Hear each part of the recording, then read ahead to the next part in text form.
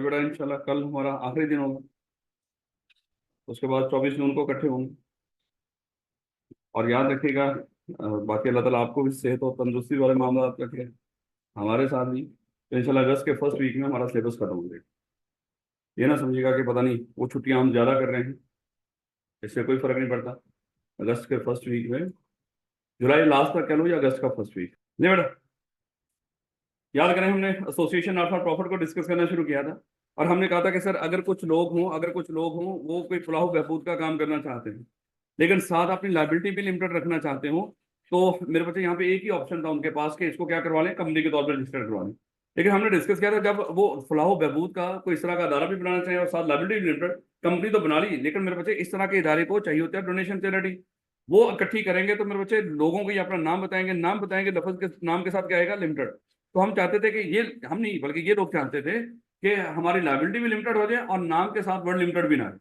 तो ऐसे लोगों को हमने क्या मशवरा दिया था, क्या करो बता, जाके एससीसीपी के पास जाके एक लाइसेंस ले लो, क्योंकि कंपनी एक 2017 ने इजाजत दी है कि आप लोगों की फलाह बहबूद का काम कर सकते हो लिमिटेड लाइबिलिटी के साथ, बस बगैर लिमिटेड वर्ड के। आपको क्या करना पड़ेगा, आपको एससीसीपी के सामने कुछ कंडीशंस पूरी करनी पड़ेंगी। वो बताएंगे मेरे बच्चे वो कौन कौन सी कंडीशंस? सर आपको पता होगा। मकसद वो रखना है जो कंपनी एक्ट ने कहा, बस। जो कमाएंगे मकसद को प्रमोट करने के लिए लगाएंगे, मेंबर्स को डिविडेंड पे नहीं करेंगे, और कोई भी गैर कानूनी काम नहीं करेंगे। एक लंबी चौड़े उसमें कुछ अल्फाज थे, मुल्क की सॉवरेंटी, पब्लिक इंटरेस्ट, फलाना फलाना, वो काम नहीं करेंगे। और फिर मेरे बच्चे हमने डिस्कस किया था, ये जो कंडीशन है जिनकी बेस में आपको लाइसेंस मिला है, ये कंडीशन किसी डॉक्यूमेंट का हिस्सा बनानी है आपको। किस डॉक्यूमेंट का? दोनों का? दोनों का, या कम से कम एक। और अगर आपने ना बनाया, हाँ, हम समझेंगे कि ये मेमोरेंडम और आर्टिकल का हिस्सा ही है। मतलब क्यों, इसके बैकएंड में क्या सोचती है एससीसीबी की, कि अगर कल इन्होंने इन कंडीशंस की पासदारी ना की तो कि मेमोरेंडम और आर्टिकल में है, या हम समझेंगे उसका हिस्सा है, तो हम किसकी वायलेशन समझेंगे, मेमोरेंडम और आर्टिकल्स। और जब कोई कंपनी मेमोरेंडम और आर्टिकल्स के मुताबिक ना चल रही हो, उसका हल क्या है, वाइंडिंग। हम उसको डिसॉल्व कर दिया करते हैं, खत्म कर दिया करते हैं। फिर मेरे बच्चे, अगर आपको याद, हमने ये भी डिस्कस किया है कि एससीसीबी चाहे जिसने लाइसेंस दिया है वो इस लाइसेंस को रिवोक भी कर सकती है।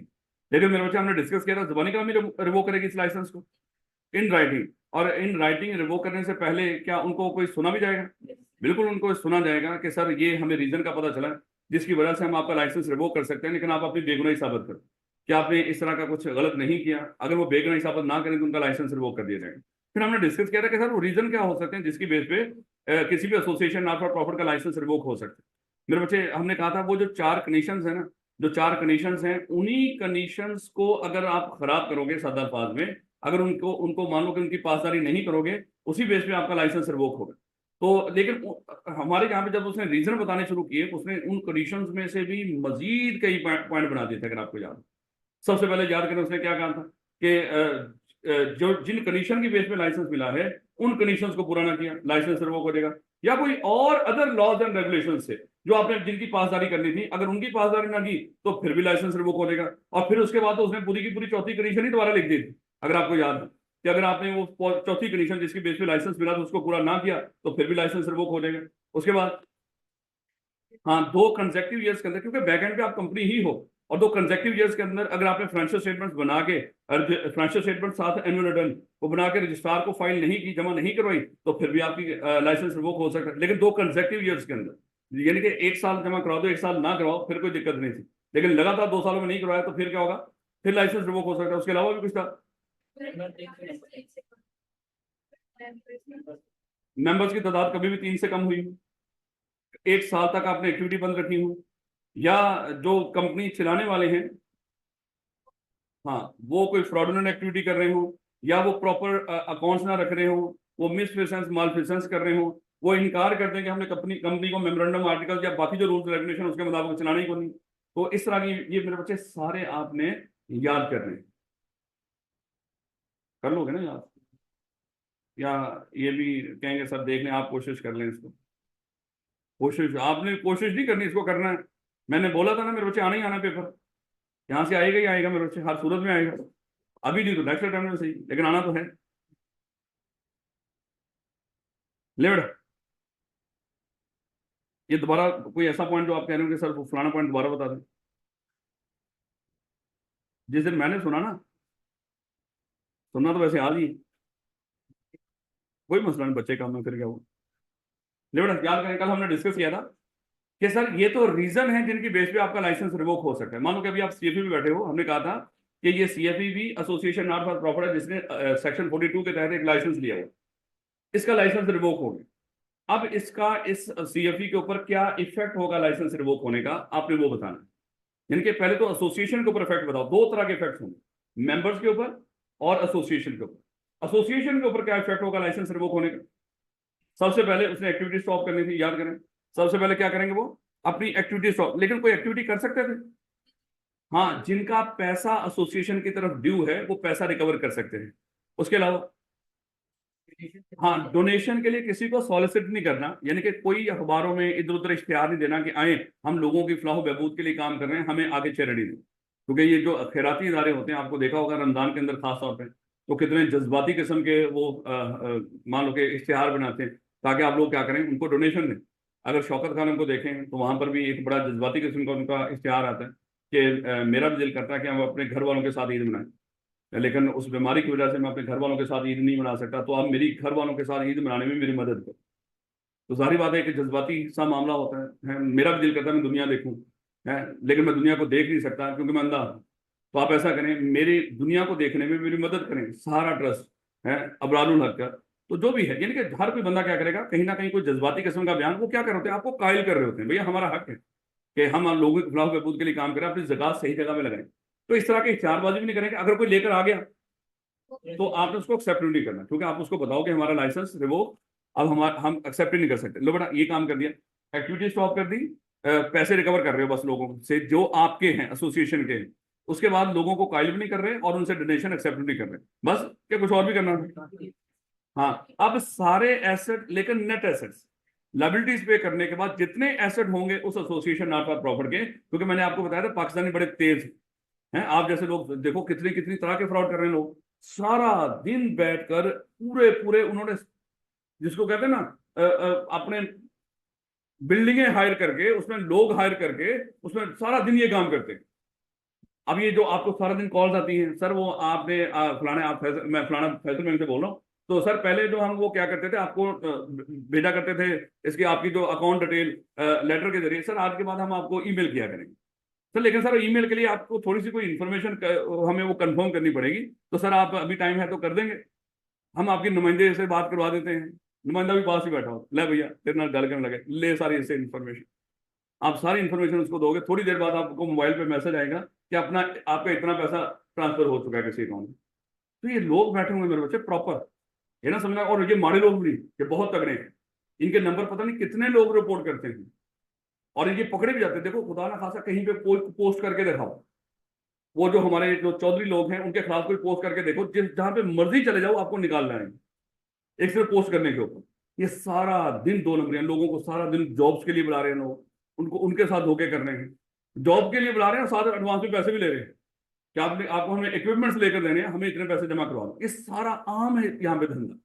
पता नहीं सिक्योरिटी इदारे क्या कर रहे हैं, खैर पता नहीं, मैं बताना क्या चाह रहा हूँ, आपने क्या करना है ये अच्छा मैं बता ये रहा था सच्ची कि पाकिस्तानी यहाँ पे भी दो नंबरी करेंगे, एसोसिएशन नॉट फॉर प्रॉफिट। हम सब लोगों ने मिलकर एसोसिएशन नॉट फॉर प्रॉफिट बनाए और हमारा मकसद क्या है, क्या करेंगे, लोगों से डोनेशन इकट्ठी करेंगे। हमने क्या किया, लोगों से डोनेशन इकट्ठी किया और एक बड़ा सारा हॉस्पिटल बना दिया, उसमें एसेट ही एसेट। उसके बाद अब हम चाह रहे हैं कि अब हम यशी करें। हमने क्या किया, हमने वो रीजन में से कोई रीजन क्रिएट कर दिया जिसकी वजह से हमारा लाइसेंस रिवोक, हमने बंदे 3 से कम कर दिए, बाकी सारे जब हम बंदे ही 3 से कम हो गए, या हमने 2 लगातार ईयर्स के अंदर फाइनेंशियल स्टेटमेंट्स बना के जमा नहीं कर, कुछ भी कर दिया हमने, हमारा लाइसेंस रिवोक हो गया। हमने क्या किया, सारे एसेट इकट्ठे किए, बेचे और जाके किसी मुल्क में सेटल हो। तो उनको पता था आप ये लोग ये हरकत करोगे, इसलिए कानून बना दिया कि जिस एसोसिएशन नॉट फॉर प्रॉफिट का लाइसेंस रिवोक होगा उसके एसेट किसी और एसोसिएशन नॉट फॉर प्रॉफिट को ट्रांसफर हो। और ये ट्रांसफर कर कौन रहा होगा, उसी एसोसिएशन की मैनेजमेंट जिसका लाइसेंस रिवोक हुआ है।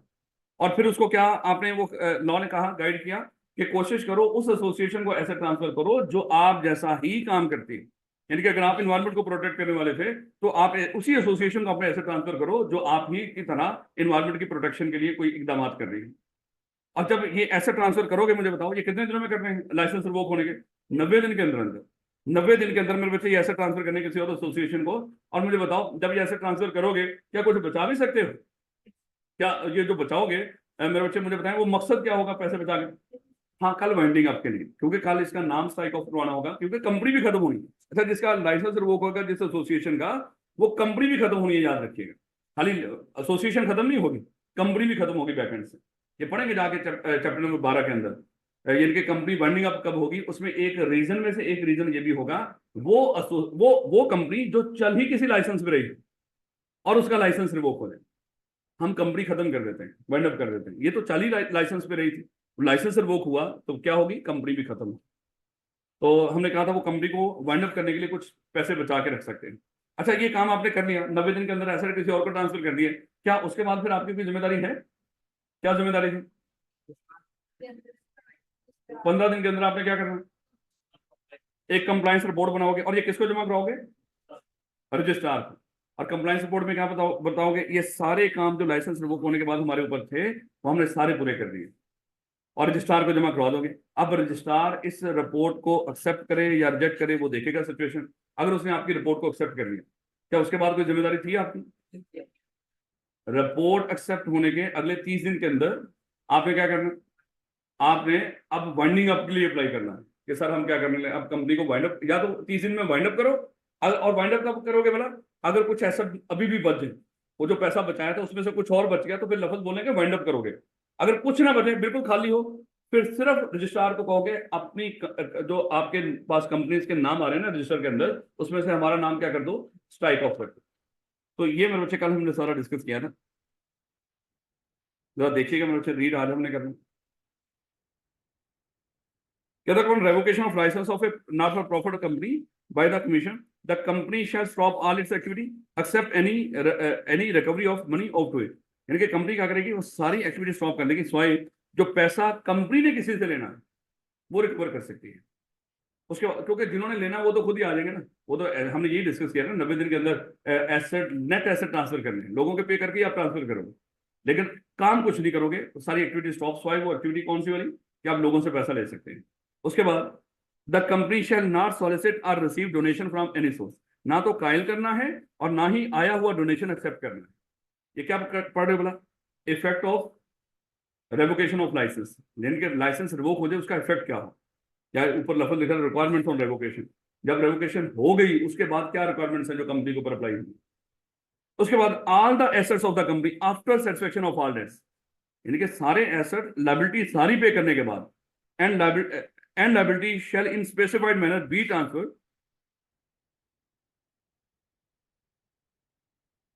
अच्छा, ये ऑल डेट्स एंड लायबिलिटी इसके साथ ही रखो, मादर मैं भी कहूंगी लायबिलिटी भी ट्रांसफर हो रही है यहाँ। All the asset of the company after satisfaction of all debts and liability, सारी डेट्स एंड लायबिलिटी पे करने के बाद जो एसेट बच जाए, shall be in the specified manner be transfer to another company licence under section 42। हमने किसी और कंपनी को ट्रांसफर कर देने इसके जितने भी एसेट्स होंगे, और कौन सी, जो सेक्शन 42 के अंदर बनी, प्रेफरेबली साथ आपको बता दिया कि having similar or identical objects, जिसका मकसद आपसे बिल्कुल मिलता जुलता हो या आप ही की तरह का, क्योंकि एसेट उसी के काम आएंगे ज्यादातर जिसका काम आपकी तरह का हो या मिलता जुलता हो। Within 90 days from the date of revocation of licence, ये छोटी छोटी बातें मेरे बच्चे याद रखनी है। जिस दिन लाइसेंस रिवोक हुआ है, लाइसेंस रिवोक होने के 90 दिन के अंदर अंदर आपने ये काम करना है। As such extended period and may be allowed by the commission, यार 90 दिन के अंदर आप कहेंगे सर देखो इतनी बड़ी, आपने एक्चुअली शायद पाकिस्तान की स्टील मिल का लाइसेंस रिवोक कर दिया, ये तो सर यहाँ पे तो बड़ा टाइम लगेगा, 90 दिन के अंदर तो ये सारा कुछ नहीं हो सकता, तो ज्यादा टाइम दो। अच्छा देखो, स्टील मिल की भी बात आ मेरे दिमाग में आ गई, इतना बड़ा इदारा, हजारों एम्प्लॉय, अरबों रुपए की उसके खर्चे, और वो क्या कह रही है गवर्नमेंट के स्टील मिल प्राइवेट, यानी कि उसको बहाल नहीं किया जा सकता, वो सिर्फ कबाड़ियों को बेची जा सकती, और उस स्टील मिल के ऊपर इस कौम का जो बेचारी इंतहाई गरीब है उसके अरबों रुपए जा रहे हैं, क्योंकि वो इदारा गवर्नमेंट का है, पैसा इनके अपने सिफारशी लोग वहां पे भरती हैं स्टील मिल के अंदर, उसको खत्म नहीं करेंगे, उसको वो नहीं करेंगे, वो देते रहेंगे उसका पैसा, क्योंकि सारे के सारे अनएम्प्लॉयड हो जाएंगे, उनका क्या बनेगा। तो इसलिए खैर मैंने कहा कि थोड़ा सा आपको बता दूं क्या, क्योंकि आपका पैसा भी जा रहा होगा वहां पे। कह रहा है कि however a reasonable amount to meet the expenses of voluntary winding up। अच्छा, ये वाइंडिंग अप की भी आगे जाके डिस्कस करेंगे, तीन तरह की वाइंडिंग अप होती है। उन्हीं 3 तरह की वाइंडिंग अप में से एक वाइंडिंग अप क्या होती है, वॉलंटरी। वॉलंटरी वाइंडिंग अप क्या होती है, जो कंपनी हम खुद बंद कर रहे हैं। यानी कि आप देखो, लाइसेंस तो रिवोक हो गया, वो तो एसएससीबी ने किया, लेकिन जब लाइसेंस रिवोक हो जाए, अब आपने क्या करना है, कंपनी खुद वाइंड अप करनी है। अब कंपनी भी खत्म करो, ये भी आपके सर जिम्मेदारी डाली कि इसको आप मजीद नहीं चलाएंगे, इसको क्या करेंगे, वाइंड अप करेंगे। तो उस वॉलंटरी वाइंडिंग अप के लिए जो आपने कंपनी को वाइंड अप करना है, उसके लिए थोड़े से खर्चा बचा के रख सकते हो। ये कहां से बना, वो जो एसेट ट्रांसफर कर रहे हैं उसमें से थोड़े से एसेट बचा के रख लीजिएगा। किस मकसद के लिए, वाइंडिंग अप के लिए। ये वाइंडिंग अप किसकी हो रही है, कंपनी की। लाइसेंस किसका रिवोक हुआ था, एसोसिएशन ऑफ प्रॉफिट का। याद रखोगे इस बात को, ये ना कहना कि सर वो तो पहले ही खत्म होगी, नहीं नहीं, वो लाइसेंस रिवोक हुआ था एसोसिएशन का, वो तो एसोसिएशन खत्म हुई है। बैकएंड पे कंपनी तो अभी भी जिंदा है, वो तो लहदा इंसान थी ना, और उस इंसान ने लाइसेंस लिया, उसका लाइसेंस रिवोक हुआ है। अब उस इंसान को भी खुदा ना खासा उसका गला घोट के मारो उसको, मतलब उसको वाइंड अप करो, गंदा बंदा है वो। फर्स्ट स्ट्राइकिंग, या तो वाइंडिंग अप होगी या क्या होगा, striking the name of the company of the register. किसके रजिस्टर में से, रजिस्ट्रार के रजिस्टर में से कंपनी का नाम स्ट्राइक ऑफ करवाओ, निकलवाओ। यानी कि जब ये सारा काम कर दोगे, उसके बाद क्या करोगे, या तो वाइंडिंग अप करोगे, ये जो पैसे, चलो पैसे जो अभी फिलहाल पैसे बचाने की बात कर, reasonable amount to meet the expenses, कौन से खर्चे, वॉलंटरी वाइंडिंग अप के, और जो रजिस्ट्रार के रजिस्टर में से कंपनी का नाम निकलवाना है उसके पैसे, जो भी खर्चा होगा, 100 200 500 1000, जितना खर्चा होना उतने के पैसे बचा के रख लेंगे। उसके बाद आपने क्या करना था, रिपोर्ट जमा करवानी थी रजिस्ट्रार को कितने दिनों के अंदर, 15 दिन के अंदर। याद है कल मैंने आपको बताया था आई कैप में, यहाँ पे सवाल बनाया। आई कैप देखो, आज अगर हमारा लाइसेंस रिवोक हुआ है, आज की तारीख, ये आज, इसके कितने दिनों में आपने ये सारे एसेट ट्रांसफर करने हैं, 90 दिन के अंदर। यार एसेट ट्रांसफर करने, गौर तो करो, एसेट कितने अरसे में ट्रांसफर करने हैं, 90 दिन के अंदर। अगर आपने वो 90 दिन वाला काम 15 दिन में ही कर दिया, तो मुझे बताएं,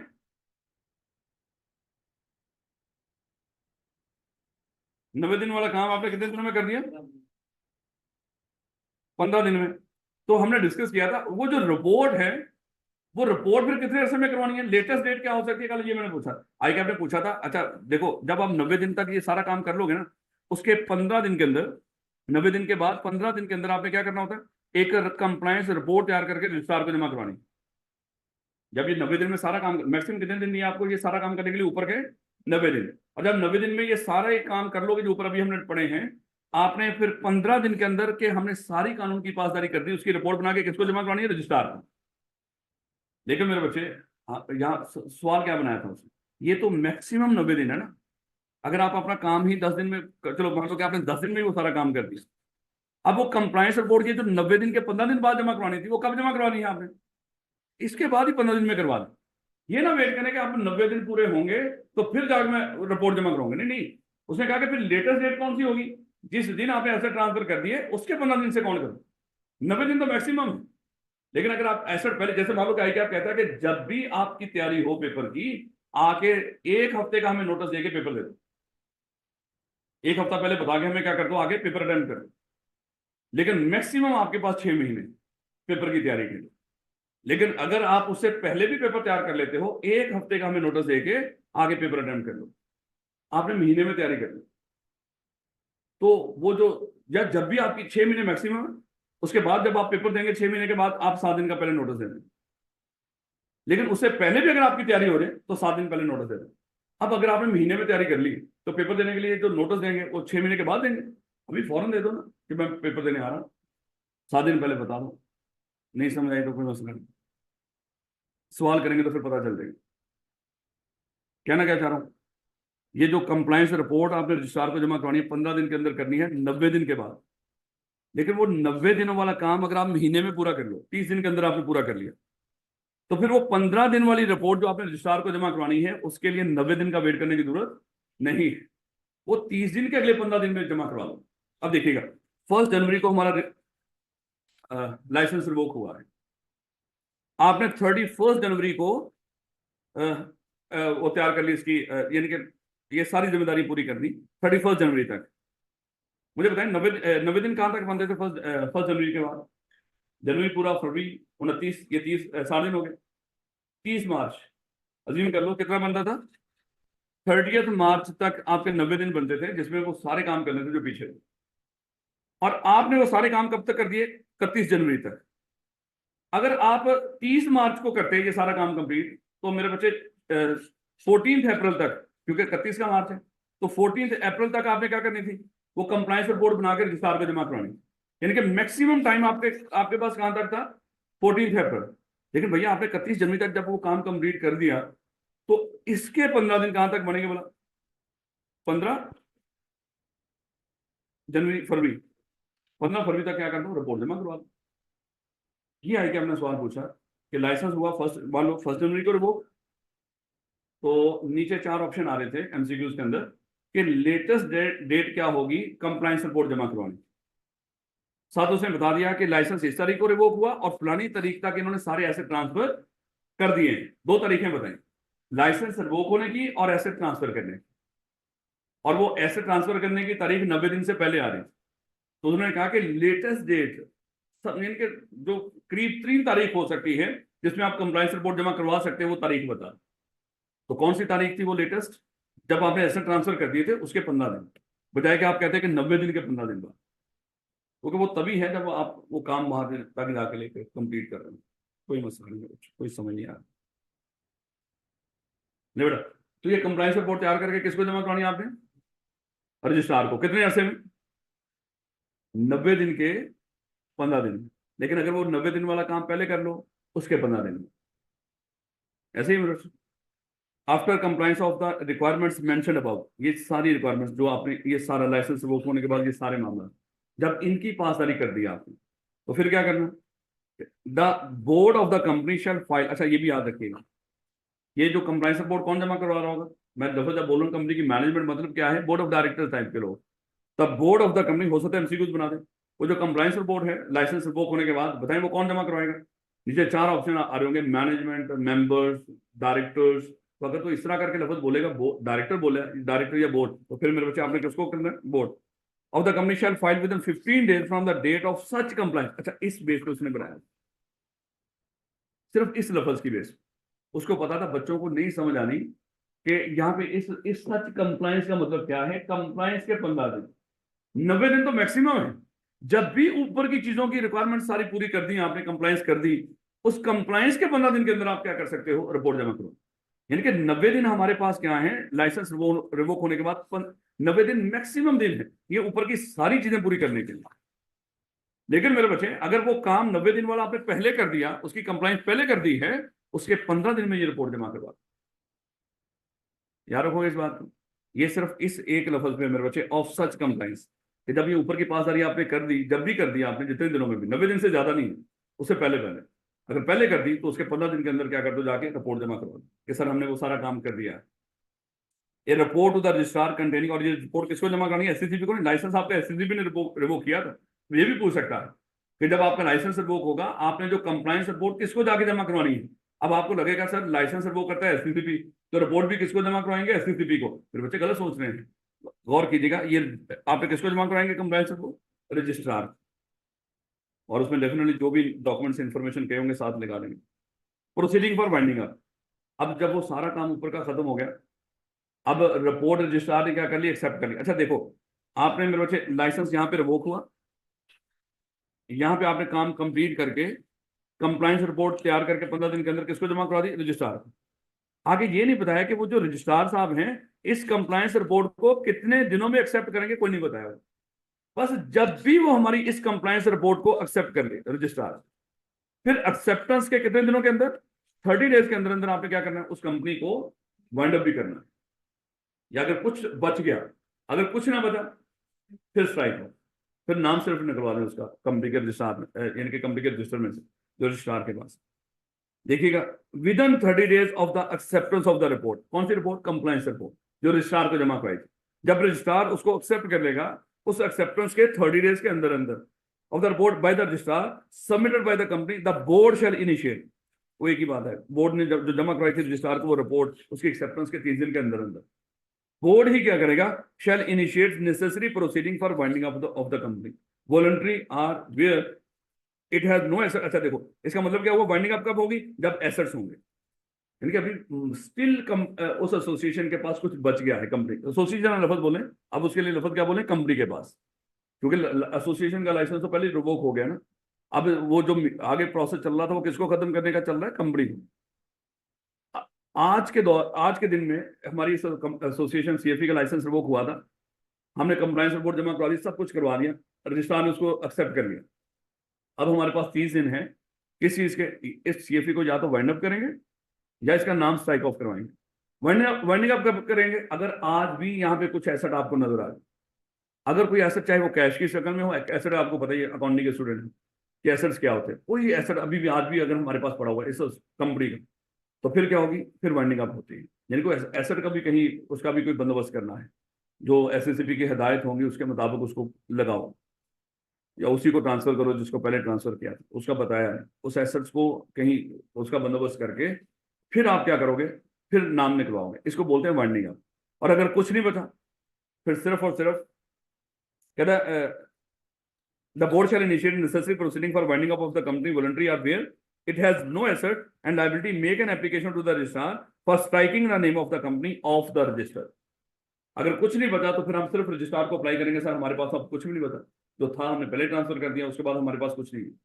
आप क्या कर दो, अब हमारा जो नाम है आपके कंपनी के रजिस्टर के अंदर, उसमें हमारा नाम भी है, उसको निकाल दो इसमें से, तो वो नाम स्ट्राइक ऑफ कर दे और मामला खत्म। ये पढ़ा क्या अभी आपने, effect of revocation of licence, किसके ऊपर, कंपनी के ऊपर। और उससे पहले क्या पढ़ा था, रीजन ऑफ रेवोकेशन। उससे पहले क्या पढ़ा था, conditions for licence for a यानी कि एसोसिएशन ऑफ पर्सन, एओपी नहीं सॉरी, एसोसिएशन ऑफ। जब देखिएगा अपॉइंटमेंट ऑफ एडमिनिस्ट्रेटर, ये ऊपर के सारे काम जगह जगह पे बोल रहा था, ये ऊपर के काम किसने करने हैं, बोर्ड ने। बोर्ड कौन सा बड़ा, वो कंपनी का बोर्ड मेरे बच्चे। ये ऊपर की सारी जिम्मेदारियां किसके साथ थी, कंपनी के डायरेक्टर्स के ऊपर। और कंपनी के डायरेक्टर्स अगर ऊपर की जिम्मेदारियां पूरी ना कर रहे, मान लो कि हमारी ये एसोसिएशन ना फॉर प्रॉफिट थी और इसका लाइसेंस रिवोक हो गया, इतने एसेट्स हैं, अब हमारा दिल ही नहीं कर रहा किसी और एसोसिएशन को ट्रांसफर करने, तो हमने कहा कि हमने बड़ी मेहनत से बनाया था, चाहे जो गलती होगी उस वजह से हमारा लाइसेंस रिवोक हो गया, लेकिन अब हम अपने हाथों से इसको किसी और को कैसे ट्रांसफर करें, और हम कर ही नहीं रहे। तो ऐसे में एसएससीपी आ जाएगा, वो क्या करेगा, हम सब लोगों को घर भेज के, और ये हमारी वाली बोर्ड वाली जिम्मेदारी किसको दे देगा, सामने।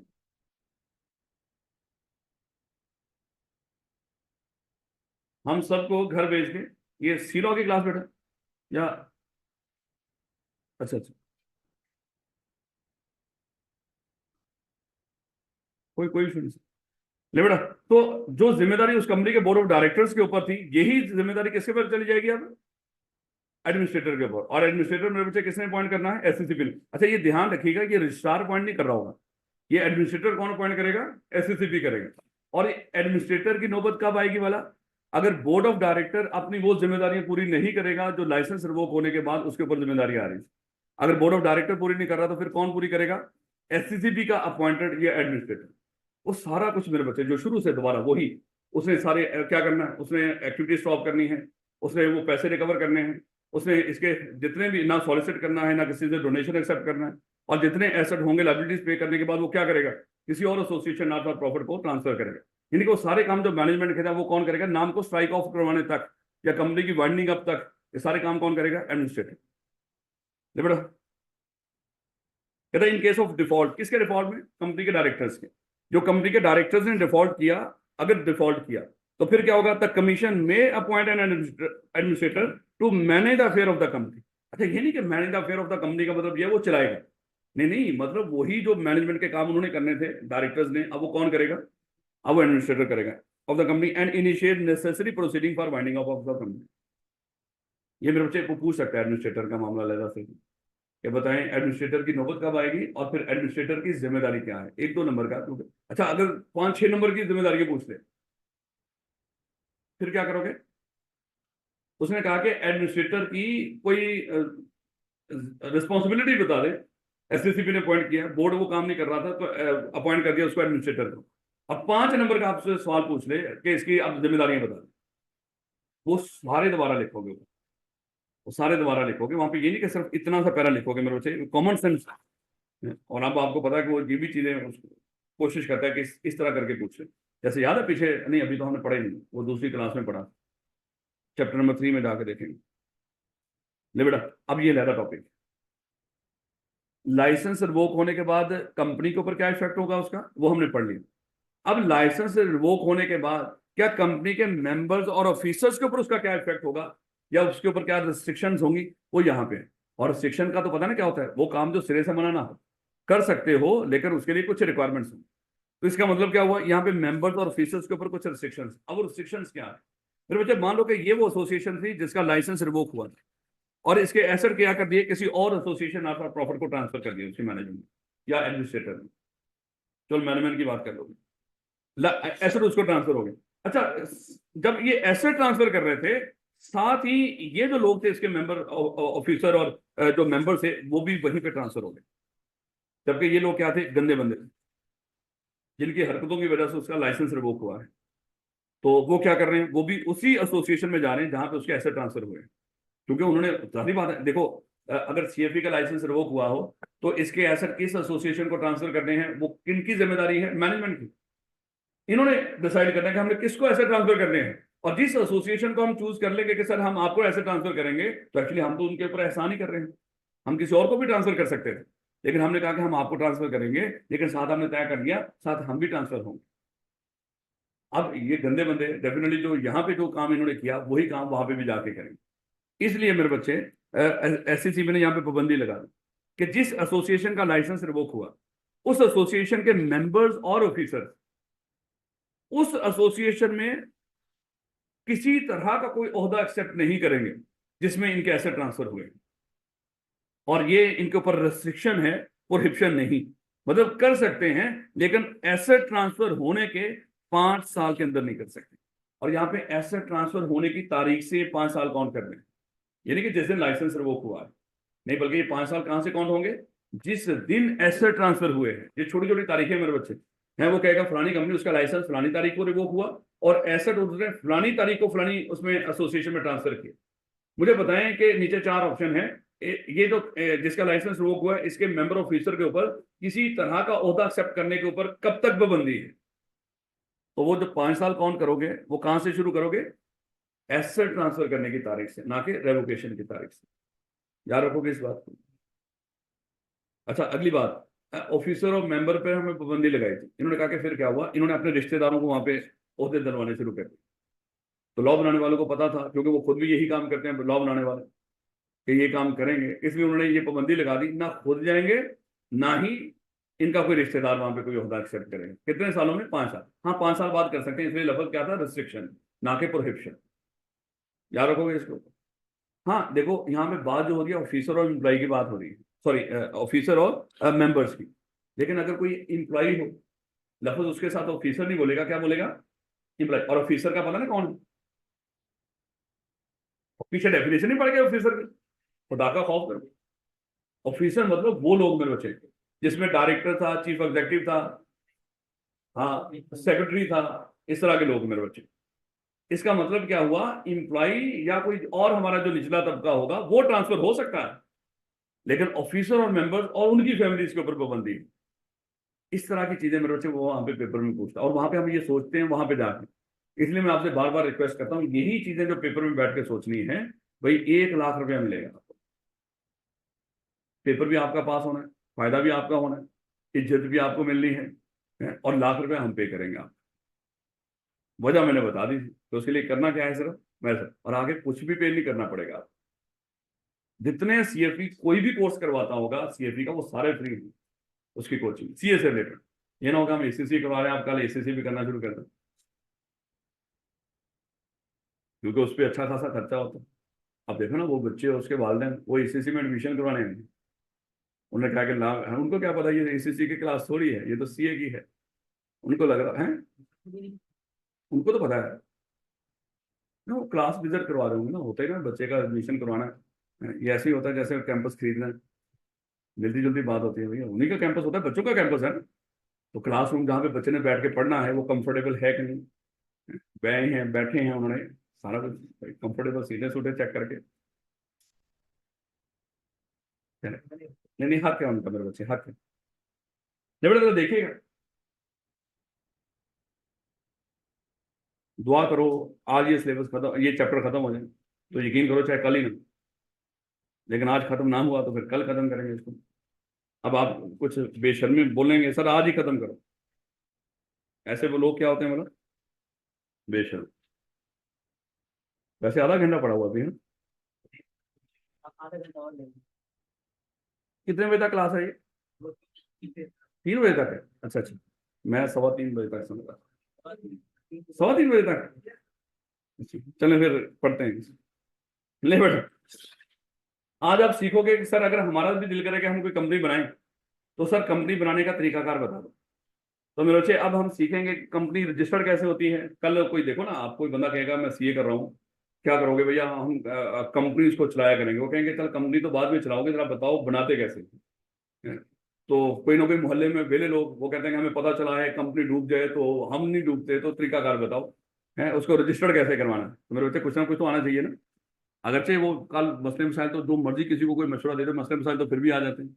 यहाँ पे इतने इतने प्रोफेशनल डॉक्टर्स बैठे हैं, तो वो क्या करेंगे, आपको कोई एडवाइस करेंगे इस खुदा न खासा इस मर्ज का ये इलाज है। लेकिन किसी और डॉक्टर के पास जाते हो, कहते नहीं ये इलाज सही नहीं है, ये इलाज होगा इसका। तो फिर भी आप कहते हो उसका अपना एक्सपीरियंस, उसका अपना। अगर आप किसी को कुछ बता भी दो, किसी ने कहा कि नहीं नहीं इसमें ये भी होना है, उन्होंने कहना है उसका अपना एक्सपीरियंस है, इसका अपना एक्सपीरियंस। चलो कुछ तो बताओ ना कम से कम।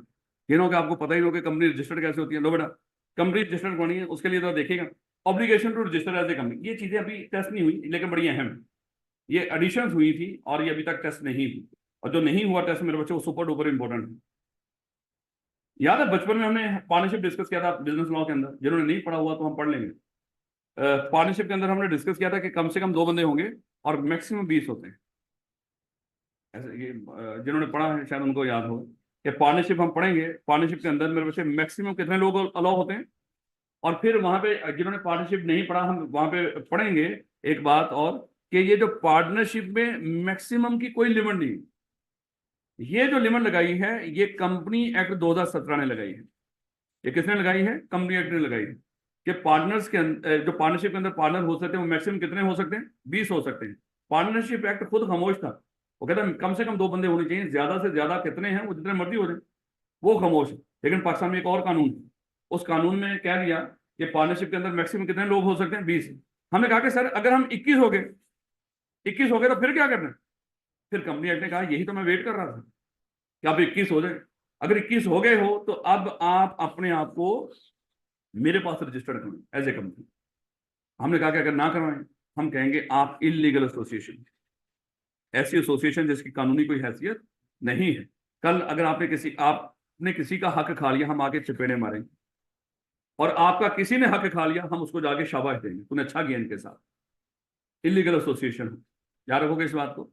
इसका मतलब क्या हुआ, हम पढ़ने क्या जा रहे हैं देखिएगा। कहता है कि obligation to register as a company, वो कौन से इदारे हैं जिनकी जिम्मेदारी है कि अपने आप को क्या करें, कंपनी के तौर पे रजिस्टर्ड करें। तो मेरे बच्चे यहां से हमें पता चलेगा वो एसोसिएशन ऑफ पर्सन जो मिलकर काम कर रहे हैं लोग। एसोसिएशन पर्सन का मतलब ही क्या है? जो लोग मिलकर काम कर रहे हैं, जिसमें मेंबर्स की यानी कि वो एसोसिएशन के मेंबर्स की तादाद 20 से ज्यादा हो जाए, तो उसकी ऑब्लिगेशन है कि वो क्या करेंगे, अपने आप को कंपनी के तौर पे रजिस्टर्ड कराएंगे, तब वो कारोबार लेकर चल सकते हैं। अदरवाइज हम उनको कारोबार करने की इजाजत नहीं देंगे। याद रखोगे इस बात को इतनी से। किन लोगों की जिम्मेदारी, देखो आप कोई कारोबार शुरू कर दो, आपका कोई ऑब्लिगेशन नहीं कि अपने आप को कंपनी के तौर पर रजिस्टर्ड करो। आपने अपने साथ एक और पार्टनर बना लिया, कोई ऑब्लिगेशन नहीं कि कंपनी के तौर पर रजिस्टर्ड करो। आपने पकड़ धकड़ के कोई कोई 20 लोग इकट्ठे कर लिए, कोई ऑब्लिगेशन नहीं कि आप उसको कंपनी के तौर पर रजिस्टर्ड करो। मर्जी है करवा लो तो आपकी मर्जी है। लेकिन अगर आप लोग 21 हो गए, अब आपका ऑब्लिगेशन है। ऑब्लिगेशन मेरे बच्चे कहते हैं जो जिम्मेदारी हो आपकी। उससे पहले जिम्मेदारी नहीं थी, आपकी स्वार्थी थी। आप उसको रजिस्टर्ड करवाओ या ना करवाओ। लेकिन अगर वही पार्टनरशिप के अंदर 20 से लोग बढ़ गए, फिर अब आपका क्या होगा, ये आपका ऑब्लिगेशन। कानून कह रहा है ये अब जिम्मेदारी है, आपने इसको लाजमी तौर पे कंपनी के तौर पे रजिस्टर करवाना। देखिएगा, no association partnership or entity, कोई भी इदारा consisting of more than 20% shall be formed for the purpose of carrying on any business that has for its object the acquisition of gain by the। ये सारे मेरे बच्चे अल्फाज बकवास हैं, पढ़ लीजिएगा उसको, दोबारा देखिएगा। कहता है कि no association partnership or entity consisting of more than 20% shall be form unless it is registered as a company under the company act 2017। और अगर किसी ने वायलेशन की, shall be offence punishable as mentioned below. अगर 20 से ज्यादा लोग हुए और उन्होंने अपने आप को रजिस्टर्ड ना करवाया कंपनी के तौर पर, तो फिर उनको सजा मिलेगी। और सजा क्या है? A person guilty of offence under this section shall be liable. Penalty होगी मेरे बच्चे लेवल 1 की। कौन सी पेनल्टी हुआ करती थी लेवल 1 की? चल 100 से शुरू होकर हजारों तक। हमने कहा था कि हमारे लॉ के अंदर 3 तरह की पेनल्टीज हैं, लेवल 1, लेवल 2, लेवल 3। और ये actually level 1, level 2, level 3 penalties एक लिमिट्स हैं, यहां से लेके यहां तक। यानी कि ये अगर लेवल 1 की किसी ने गलती की है, ऑफेंस किया है, कोर्ट को पता है ये एक छोटा गुनाह है। अगर लेवल 2 का किसी ने ऑफेंस किया है, ये उससे बड़ा गुनाह है। और लेवल 3 का शदीद बड़ा गुनाह है। तो इसलिए कोर्ट को सिर्फ इशारा है कि जैसा कि इस छोटा जुर्म है, तो उनको चंद 100 से लेकर चंद हजार तक की वो लाइबिलिटी इंपोज कर देगा कोर्ट, जो उसको मुनासिब लगे। ये नहीं कि यहाँ पे लाखों की लाइबिलिटी है। And also be personally liable for all the debts incurred in such business. और उस तरह के बिजनेस की जितनी भी लाइबिलिटीज होंगी, उसके लिए क्या होगा? वो पर्सनली लायबल होगा। यानी कि वैसे भी पर्सनली लायबल है, क्योंकि कंपनी तो है नहीं, वो पर्सनली लायबल है। लेकिन फिर भी वो कह रहे हैं कि एक तो लेवल 1 की पेनल्टी पड़ेगी अगर आप 20 से ज्यादा लोग हो जाए और अपने आपको कंपनी के तौर पर रजिस्टर्ड ना करें। और उसके बाद उसकी जितनी भी लाइबिलिटीज होंगी, आप क्या होंगे? एज ए पर्सनल, यानी कि पर्सनल लायबल। अच्छा, यहाँ पे लफ्ज क्या है? कंपनी एक्ट के तहत रजिस्टर्ड करवाना, ऐसे ही ना? इसका मतलब क्या हुआ? बैंकों का क्या करना है आपने? इंश्योरेंस वालों का क्या करना है? नॉन बैंकिंग फाइनेंस कंपनीज का क्या करना है? वो तो कंपनी एक्ट में रजिस्टर्ड नहीं होते, वो सारों को सजा मिलेगी। हाँ, वो एक्सेप्शन में आ जाएंगे कि इन ये लोग 20 से ज्यादा भी इकट्ठे हो जाए, इनको कंपनी के तौर पर रजिस्टर्ड होने की जरूरत नहीं है। वो यहाँ पे एक्सेप्शन में आ जाएंगे। मेरे बच्चे, ईद के बाद या कल से आप दोनों ने इकट्ठे नहीं बैठ। मैं कह रहा हूँ मेरे बच्चे, इतनी धूप में आप यहाँ पे आ रहे हो, अगर बातचीत करते रहे तो कैसे समझ आएगी इसको? आप कहेंगे सर सुन ले, जरूरत मेरा हक है, वो तो मैं सुनूं, और सबसे ज्यादा आप लोगों से ही सुनूंगा लोगों से। और आज ही मेरे बच्चे, आज सुनना है ना? कैसे आप तो है ना?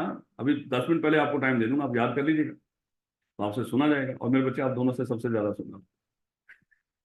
और तो बच्चे डरते नहीं किसी चीज से, यही एक चीज है जिसे डर सकते हैं। मैं मजाक कर रहा हूँ, लेकिन मेरे बच्चे बस इस कोशिश करें, सोच सुनिए। ले बेटा, पढ़ क्या रहे हैं हम? कि किसकी जिम्मेदारी है कंपनी के तौर पर रजिस्टर्ड होना? हर एसोसिएशन जिसमें 20 से ज्यादा लोग, वो अपने आप को कंपनी के तौर पर रजिस्टर्ड करना। ऐसे ही मेरे बच्चे, ये अगली बात है कि चाहे लिखो ना लिखो, इससे कोई फर्क नहीं पड़ता।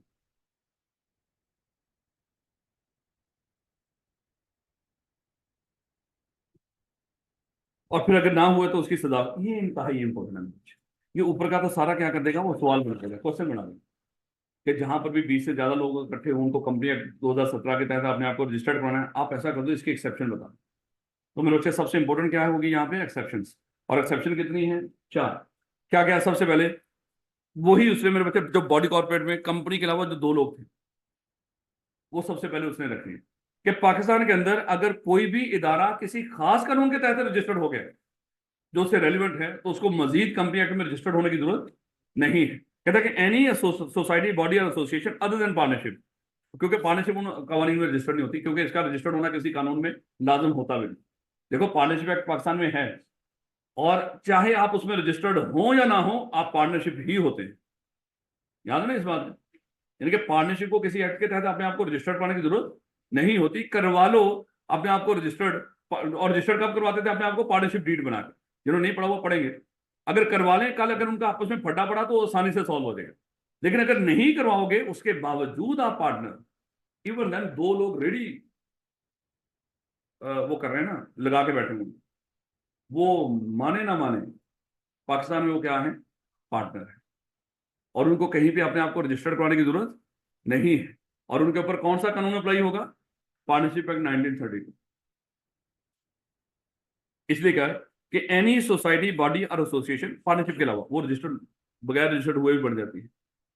Formed or incorporated under any law for the time being in force in Pakistan. यानी कि पाकिस्तान में कोई भी जो कानून है जो इन्फोर्स है आज के दिन में, उस कानून के तहत भी अगर कोई सोसाइटी, बॉडी या एसोसिएशन रजिस्टर्ड है, उसको भी मजीद कंपनी लॉ में रजिस्टर्ड होने की जरूरत नहीं। और ये कौन से हैं वाला? वो बॉडी कॉर्पोरेट वाले, जो पाकिस्तान में किसी खास कानून में रजिस्टर्ड होते थे, या मुल्क से बाहर इनकॉर्पोरेट होकर पाकिस्तान में काम करते थे, ये सारे उसमें कवर होंगे मेरे बच्चे। बॉडी कॉर्पोरेट में 3 लोग थे ना, कंपनी एक्ट में रजिस्टर्ड होने वाले इदारे, मुल्क से बाहर इनकॉर्पोरेट होकर पाकिस्तान में काम करने वाले इदारे, और पाकिस्तान में ही किसी खास कानून के तहत बनने वाले इदारे। कंपनी के अलावा वो बाकी दोनों सब लोग इस लाइन में उसमें बताएंगे, क्योंकि कंपनी भी तो होनी होना। लेकिन अगर इसमें भी रजिस्टर्ड हो गए तो उनको मजीद कंपनी एक्ट के तहत रजिस्टर्ड होने की जरूरत नहीं है, क्योंकि एक्सेप्शन पूछ रहे हैं ना मेरे बच्चे। उसके बाद एक joint family carrying on a joint family business. अगर कोई जॉइंट फैमिली हो और अपना खानदानी कारोबार लेकर चल रहे हो तो उनको कंपनी के तौर पर रजिस्टर्ड पाने की जरूरत। अच्छा, यहाँ पे एक फैमिली की बात हो रही है। अगर एक फैमिली हो, चाहे उसमें जितने मर्जी मेंबर हो, और अपना वो खानदानी कारोबार लेकर चल रहे हैं, तो उनको कंपनी के तौर पर रजिस्टर्ड कराने की जरूरत नहीं है। यानी कि वो विरासती तौर पे उसी कारोबार, और ये पार्टनरशिप भी नहीं होती वैसे। ये जिन्होंने पढ़ा उनको याद है, ये कॉर्नर्स होते हैं आपस में। अनलेस के आपस में पार्टनरशिप बनाना चाहें तो बना सकते हैं, लेकिन ये पार्टनरशिप जितने मर्जी हो, उसमें बोला ही नहीं। एक्सेप्शन पार्ट, एक्सेप्शन का मतलब इन लोगों को जो मर्जी हो, इनको कंपनी के तौर पे या किसी और उसमें रजिस्टर्ड होने की जरूरत कंपनी को पड़ने मिली। और वो क्या है, अगर joint family carrying on a joint family business, यानी कि कोई खानदान अपना खानदानी कारोबार लेकर चलाओ, जितने मर्जी हो रहे, उनको कंपनी के तौर पर रजिस्टर्ड होने की जरूरत नहीं है। उसके बाद ए पार्टनरशिप ऑफ 2 और मोर जॉइंट फैमिली। देखो भैया, एक फैमिली है, उसमें जितने मर्जी लोग हैं, और ये क्या कर रहे हो, ये अपना कारोबार लेके चल रहे हैं, इनको कंपनी के तौर पर रजिस्टर्ड होने की जरूरत नहीं। लेकिन एक और फैमिली थी, इन दोनों फैमिलीज ने आपस में मिलकर क्या कर ली, एक पार्टनरशिप कर ली।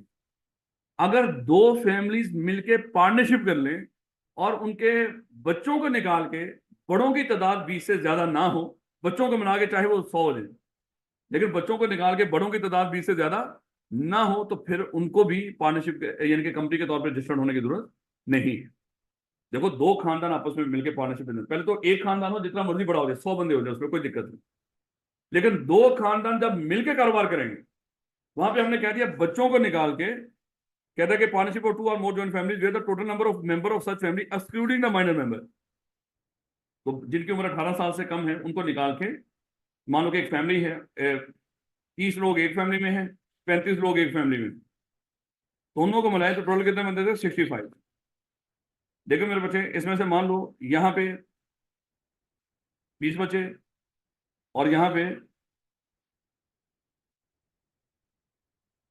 चलो 25 कर लो, तो 65 में से कितने निकाल दिए हमने, 45। तो बाकी कितने रह गए, 20। इट्स ओके, इनको अपने आप को कंपनी के तौर पर रजिस्टर्ड करने की जरूरत नहीं है। लेकिन ये जो बच्चा था ना, एक बड़ा हो गया, उसकी उम्र 18 साल हो गई। यार लॉजिक को मार गोली, लॉ में कोई लॉजिक नहीं होती। क्या तूने उस वक्त लॉजिक नहीं कभी रात को सोचा, जब रात को 12 बजे सड़क पे जा रहा था, कहीं पे कोई ट्रैफिक नहीं थी, सामने रेड सिग्नल था, और आपने रेड सिग्नल को क्रॉस किया, उसके बाद ई चलाना आपके घर आ गया। आपने कहा कि भाई उस वक्त तो क्या लॉजिक है, उस वक्त तो था ही कोई नहीं सड़क के ऊपर, मैंने कौन सा खुदा ना खासा किसी की गाड़ी ठोक दी।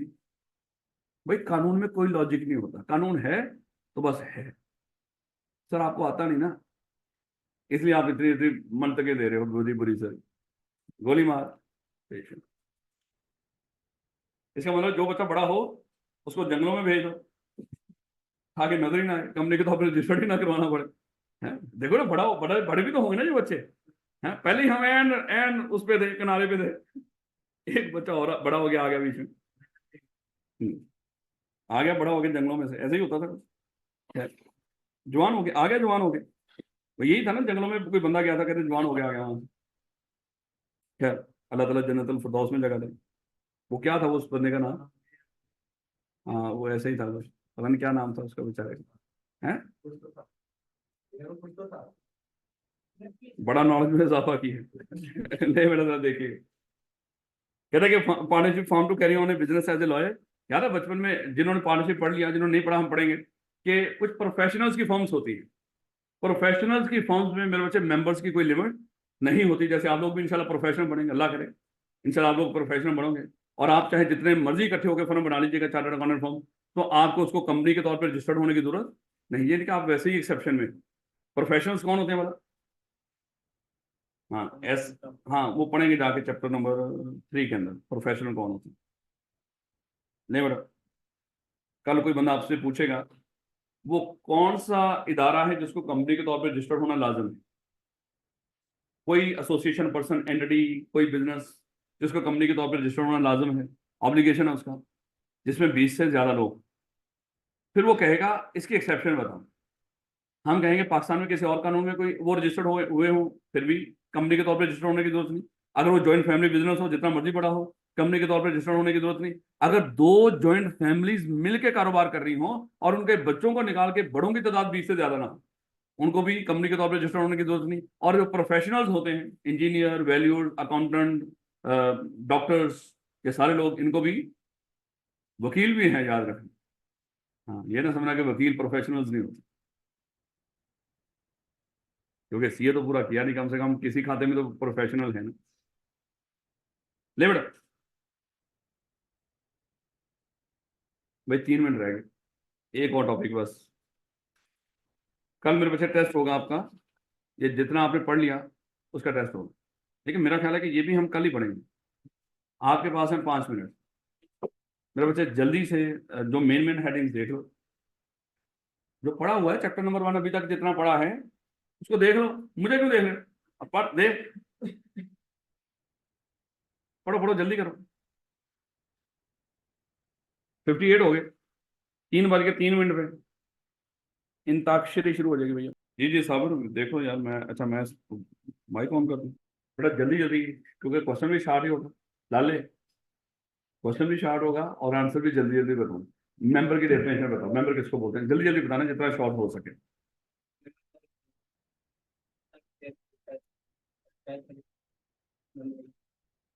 जो जो सब्सक्राइबर टू द मेमोरेंडम है, उसके बाद ये तो ना करो यार तुमसे, इतनी आसान चीज नहीं बता रहे। सब्सक्राइबर टू द मेमोरेंडम, उसके बाद जो लोग भी बाद में कंपनी के शेयर होल्डर बने। मैं क्यों बता रहा हूँ? चल सर आप बताओ, मेंबर की डेफिनेशन बताओ जल्दी करके। तो किसने करने? इन 5 मिनटों में आपने क्या पढ़ा है? कुछ तो पढ़ा होगा ना? है? तो दो फीचर बता दो जल्दी करके, सिर्फ हेडिंग बतानी, आप बीच में बताइए।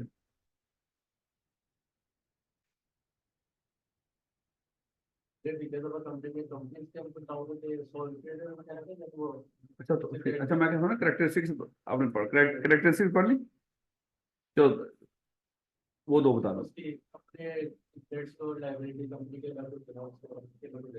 इसका नाम क्या है?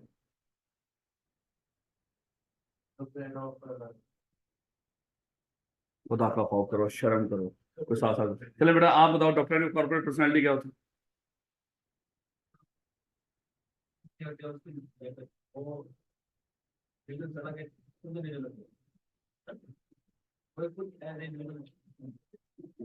बस उसके अपने राइट्स और ऑब्लिगेशंस होते हैं।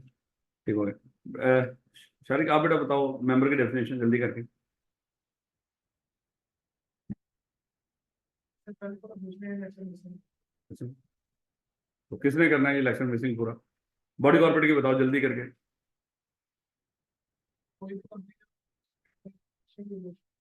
ठीक है, ठीक हो गया,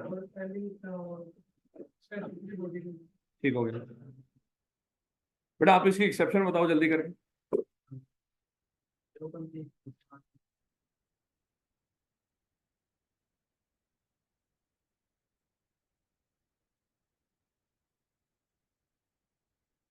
आ रहे थे आप उस दिन के?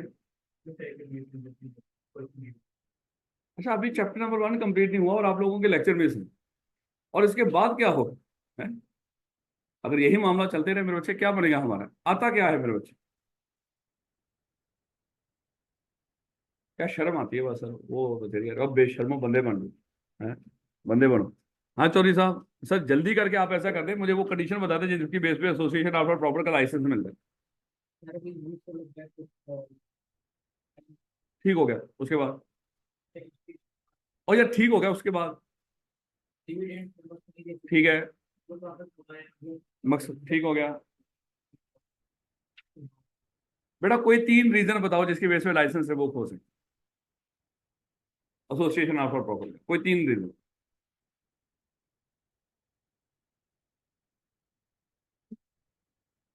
हैं? कितने से? हाँ 3 से मेंबर की तादाद कम होगी, ठीक हो गया। ये बकवास कर रहा है कोई, उसको बता रहा है और तू बता रहा है, शर्म कर कुछ। और अल्लाह माफ करे उसकी अटेम्प्ट लग सकती है जो बंदा इस तरह बताएगा।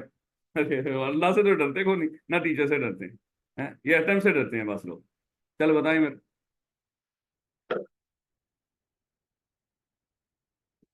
किसने याद करना है? बंदे बंदे रख लो, कोई अमीर लोग हो आप लोग, बंदा रख लो आप पे बिहाफ पे याद कर लिया करेगा, मुझे ही रख लो, मैं बेरोजगार बंदा। पेपर देना है कि नहीं, और ये थोड़े टाइम में पास करना है कि नहीं, फिर ना ऐसे थोड़ी पास होगा। वो तो हम सर पास करके दिखा देंगे, चल मुझे कोई सुना ही दो। मेरा मेरा मेरे बच्चे, मेरा भी एक, मान लो कि आप लोगों के ऊपर बड़ा भरोसा है, वो भरोसा तो ना तोड़ो। नहीं बेटा आप बताएं, मेंबर की डेफिनेशन बताएं मेरे बच्चे। मेंबर की डेफिनेशन, मेंबर, मेंबर बताओ, मेंबर किसको बोलते हैं?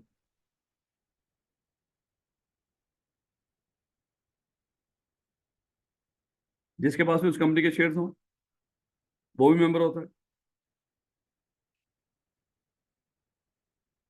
जो शुरू में सब्सक्राइबर टू द मेमोरेंडम, वो भी मेंबर होते हैं, शाबाश बेटा। हाँ शाबाश, शाबाश शाबाश। ले बेटा, स्पेशल रेजोल्यूशन का बता दें वो क्या होता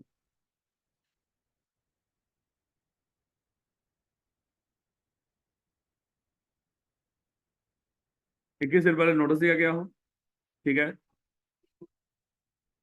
थ्री फोर्थ में। बेटा पब्लिक सेक्टर कंपनी कौन सी होती है? बिल्कुल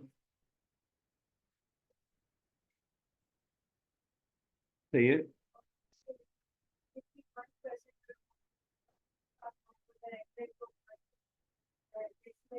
बिल्कुल बेटा, शाबाश। बेटा फॉरेन कंपनी, बिल्कुल ठीक हो, सही होगा मेरे बच्चे। बेटा होल्डिंग और सब्सिडी, होल्डिंग कंपनी बता दें, कोई कंपनी होल्डिंग कब होगी, कितने? हाँ मेरे बच्चे जरूरी है, ठीक है, ठीक होगा। बेटा आप जिस बेस पे लाइसेंस रिवोक होता है ना, वो सारे रीजन बताएं। नहीं नहीं, हाँ, सारे रीजन, शुरू से लेके आखिर तक। मैं मजाक कर रहा हूँ। ऐसा कर दें, बॉडी कॉर्पोरेट की डेफिनेशन सुना दें, ठीक है, वो कंपनी जो आउटसाइड टू पाकिस्तान वाले थे वो भी रजिस्टर्ड है पाकिस्तान में। ठीक हो गया बेटा। बेटा आप इसकी एक्सेप्शन बताएं, कोऑपरेटिव, ठीक हो गया, इसके अलावा एक और, हाँ फेडरल गवर्नमेंट का जो कंसर्न मिनिस्टर अगर किसी को बॉडी कॉर्पोरेट को निकाल दे बीच में से कंपनी के अलावा, ठीक हो गया। मेरे बच्चे कंपनी की डेफिनेशन बताना,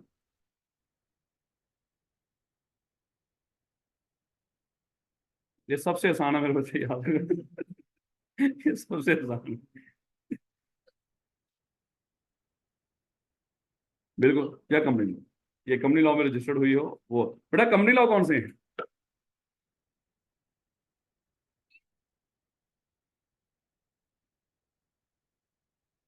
बिल्कुल बिल्कुल बिल्कुल बिल्कुल, शाबाश बेटा, इसी तरह याद करते रहे, माशाल्लाह बड़ी हिम्मत कर रहे हैं आप लोग, और आप लोग खास तौर पे बहुत हिम्मत कर रहे हैं मेरे बच्चे। कुछ शर्में, कुछ हयाएं, ये बड़ी इंपॉर्टेंट होती हैं दुनिया में। ठीक हो गया मेरे बच्चे, जाएं, इंशाल्लाह कल हमारी आखिरी क्लास होगी, और कल आपने जितना पढ़ लिया उसका रिटर्न टेस्ट होगा। आज तक जितना आपने पढ़ लिया उसका रिटर्न टेस्ट जाते हुए दे के जाइएगा मेरे बच्चे, ये आपसे रिक्वेस्ट है। ऑब्जेक्टिव नहीं होगा, सब्जेक्टिव होगा, ताकि थोड़ा सा आप लिख लें जाते हुए कम से कम। तो इंशाल्लाह कल मेरे बच्चे टेस्ट भी दे दीजिएगा, और ये चैप्टर हमारा खत्म हो जाएगा इंशाल्लाह कल का दिन। थैंक यू बेटा।